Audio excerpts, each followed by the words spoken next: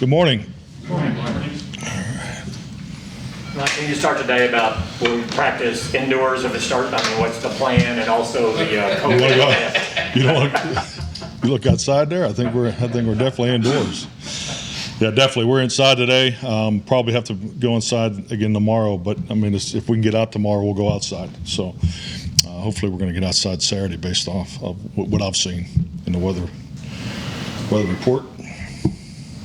COVID list is same. No new players.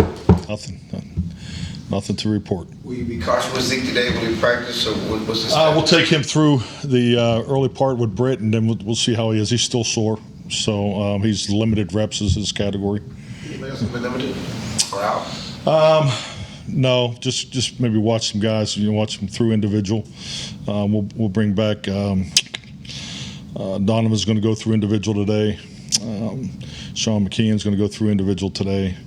And Kelvin is going to also go through individual today. Kelvin Joseph? Kelvin Joseph, yes.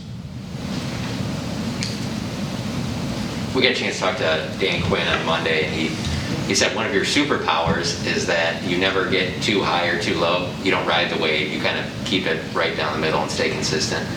Is that something that... Just like my golf game. Is it? I don't play anymore. Is that something that you've always been? Has it learned? And then also, why is that important? Well, I think it's definitely needed in a position of leadership. I think it's like all of us. You learn things, not only about the game, the preparation part of it, the performance part of it, but you definitely have to learn about yourself. So I'm a big believer in listening to your own language. I think, coaching a different generation today than when I got into the league in the early 90s. I think that's part of the learning process. But yeah, I think if you want consistency, you definitely have to have consistency from the leadership positions.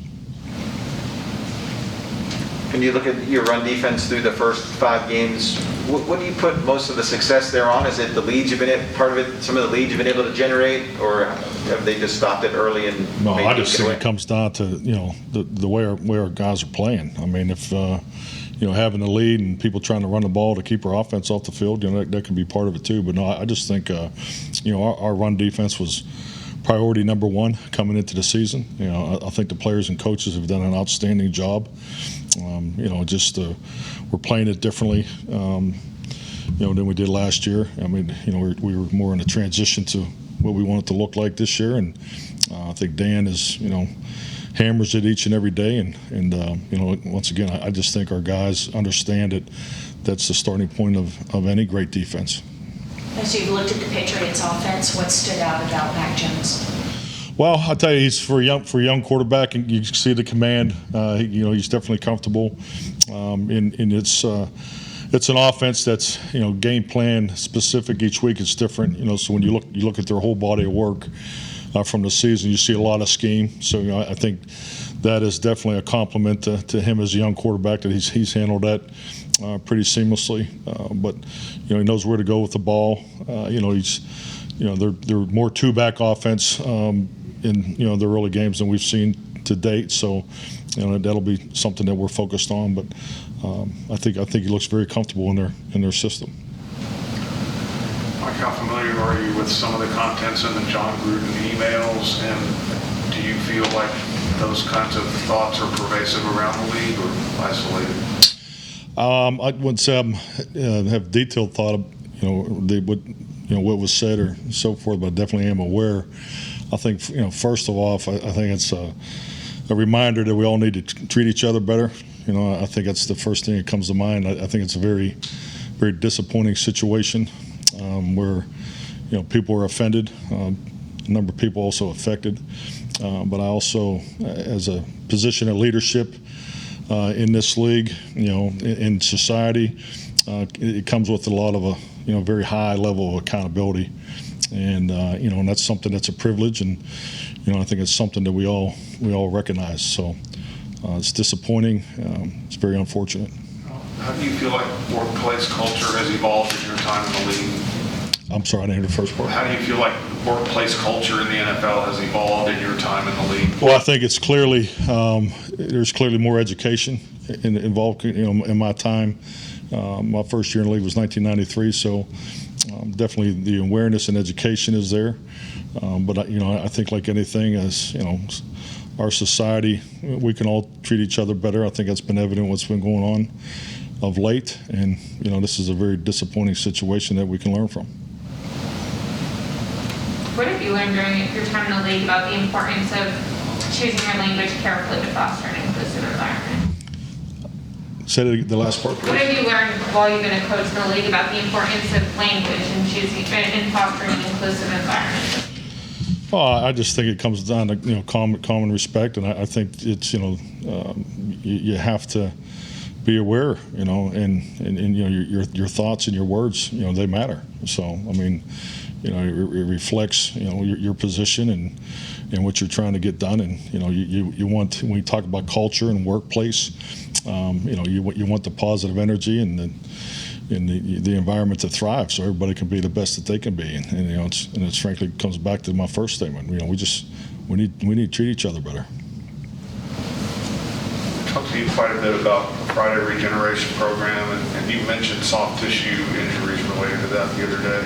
How much do you think soft tissue injuries are a little bit more of a risk based on the way the practice the parameters for practice that you have, or soft tissue injuries a potentially bigger problem just based on how much time you can have on the field and that kind of thing, or no?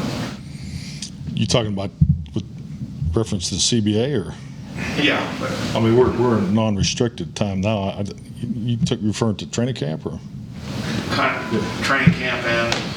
Well, I think it's like anything in our game. I mean, I think the intent of what we're trying to do from a player safety perspective is obviously in the best interest of player health and safety, and it's for the right reasons. But we all operate under the same guidelines and rules and limitations. So I think it's a lot there. There's a lot more education involved, but.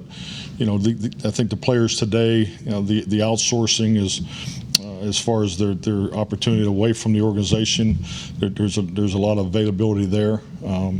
So I mean, I think all that factors into it. But in season, my experience, my personal experience is, you probably have to guard more against doing too much than not enough. I think we clearly have reached the point of conditioning where I feel really good about the conditioning level of our football team. We're going to play a football team that's very, very well conditioned. That's always been a staple of the New England teams.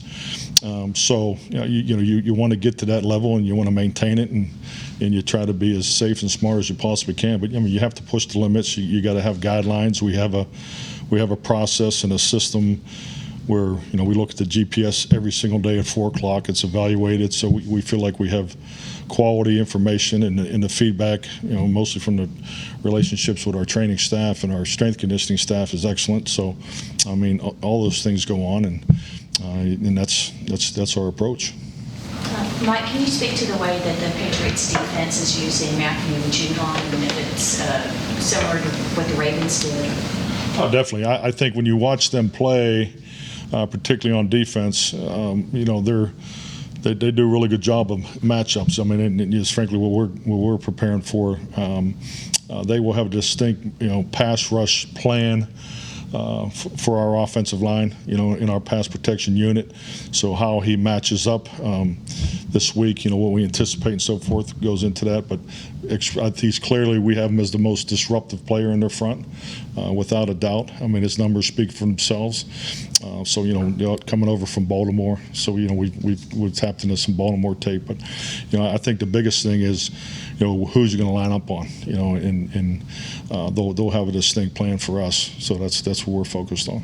On those lines, how has Steele handled himself with the pass rushes and blitzing? He's doing a really good job. I mean, he's a very conscientious young player. I think we all recognize the jump that he made from year 1 to year 2. I love the tenacity and the strength that he's playing with this year compared to last year. So he'll be challenged this week. I mean, I'm sure they'll with him being a young player, I think Tyler will be another player that they try to challenge. So, that's part of our preparation. So that's all the secrets I'm giving out. So we need to quit this thing. There's always been an evolution of football, and something comes in the league, and it's the rage, and then it goes away because teams figure it out. You go from bear defense, then Tampa 2 came along, and it's okay. But in today's game, do you think the offense is a little bit ahead of where the defense is, that they are now dictating, whereas there are times where, again, go back to bear defense, they dictated how you played offense. And rule changes, how much of a factor is that? That was going to be my answer. I think the rule changes and how you break down the eras, of where we are today. Obviously, space. The middle of the field's been opened up in today's game, so I think all those factors definitely tilt towards the offense. And I think you see some changes. Cut blocking on the perimeter. I don't see it as a huge advantage, but now that's gone away. So, I think you have to look at all those variables in this. I think the trends of how defenses are playing offenses. They're playing more sub defense, which you have to. I mean, I know the base defense went up the last 2 years, but prior to that, I mean, you were probably in 10, 11, 12% base defense a year. But now what your point we're going to make is you see more base defensive schemes with sub personnel, a lot more, big nickel. Everybody has a form of big nickel. We'll see it Sunday. So I think those are part of the trends you pay attention to. But I think you're seeing a lot more creativity and aggressiveness with space concepts from the offense today's game than you saw probably 5-10 years ago.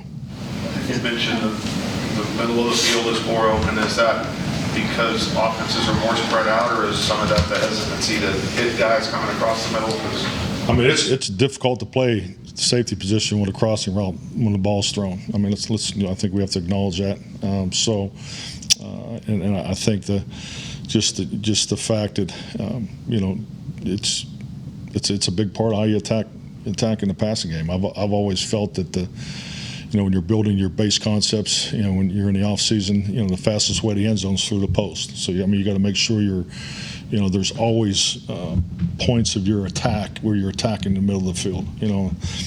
So I think sometimes you can get lulled into a game that we're getting ready to play where you're throwing individual cuts all day, and at the end of the day, they're going to challenge us, schematically and with their man-to-man and so forth. But you got to make sure you're attacking all the quadrants of the field.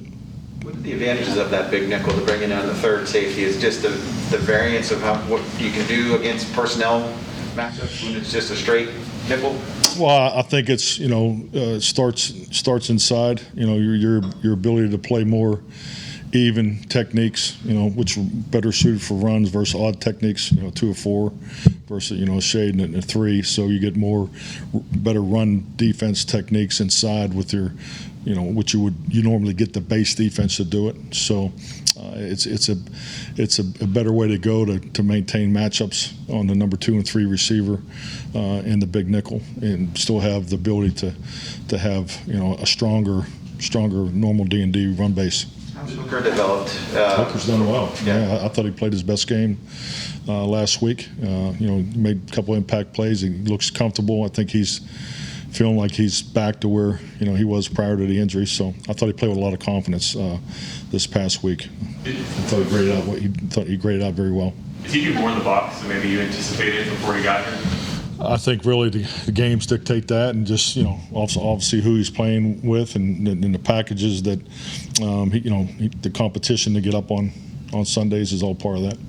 How difficult are the roster decisions this week? I think with Sprinkle and Ralston, you might be out of their just standard elevations and things. Yeah, we got a couple combinations. We'll work, but we won't make any decisions till 2:59 on Saturday. Rich will let us know. Yeah, call Rich. He'll be on the plane sleeping. But we've talked often about the unselfishness on the team and how the guys root for each other, especially receivers, and of course they still want the ball. Is that unique to this team? Is that something that's unique to these guys, or have you seen a team like this that's? It's what you want. It's and definitely we're definitely very high in that area. I love that about our players. I look at it from the offensive perspective.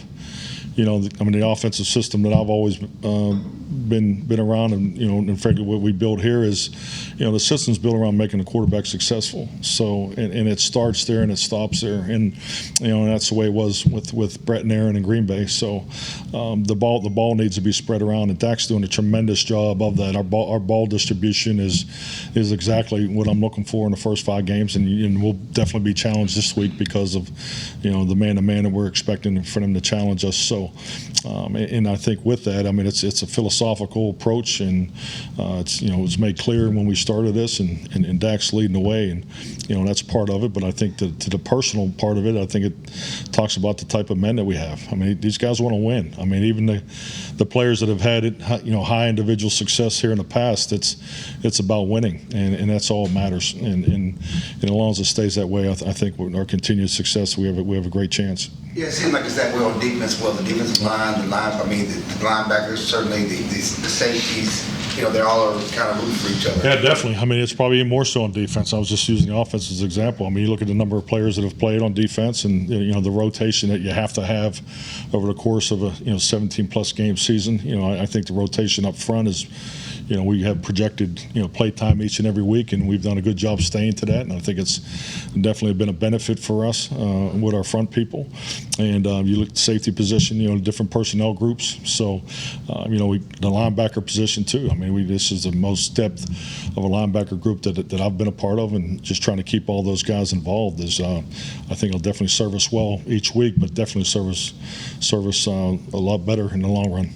Hunter Henry has become a reliable weapon for Mac Jones over the middle of the field the last few weeks. What does he add to their offense, and what are some of the challenges he presents? Well, I think both the tight ends. I think any time, particularly if you're developing a young quarterback, your best throws are right in front of you. So, I've always been a big proponent of tight ends, multiple tight ends, because I think with that it's, drive starters, easy completions. There's and there won't be any this week, but I think there's usually some free offense out there that you're looking for when you're in game planning. But both Hunter and Smith have a chance to really stretch the field, and their ability to make plays on a second level. So it's definitely something that you have to be in touch with from a matchup standpoint. That camaraderie that Clarence was talking about, and guys have talked about kind of special chemistry here. Did you notice that as much last year, or was that harder to notice or establish last year because of? I really liked the team last year because for as much as we went through, you go through adversity every year, but I was definitely on the high end of it. That I know my personal experience. They never wavered. They hung in there and just kept fighting. All the way through, and I knew I had that. I knew we had those capabilities in the locker room, and I think just with the off season, you could feel the vibe coming together. I thought the work in the off season was expensive for me personally, but it was really good, and the way and you guys, Dave, I don't know if anybody got that, but anyways, I thought that the vibe was really coming together, and I thought our training camp. I think going to Oxnard helps. I can't believe I just said that, but it does help going out there and just the camaraderie, just the environment that you have there, so you can feel the building. But let's be honest, it takes wins for that to really manifest to the level that where it's at now. That's why we're talking about it. But it's a long year. We got a lot of challenges in front of us. We got a big one Sunday. So, but you could definitely feel the vibe building, throughout the off season. Thank you. You got Jerry's birthday gift yet? Have you picked it out? I'm gonna go pick it up right now.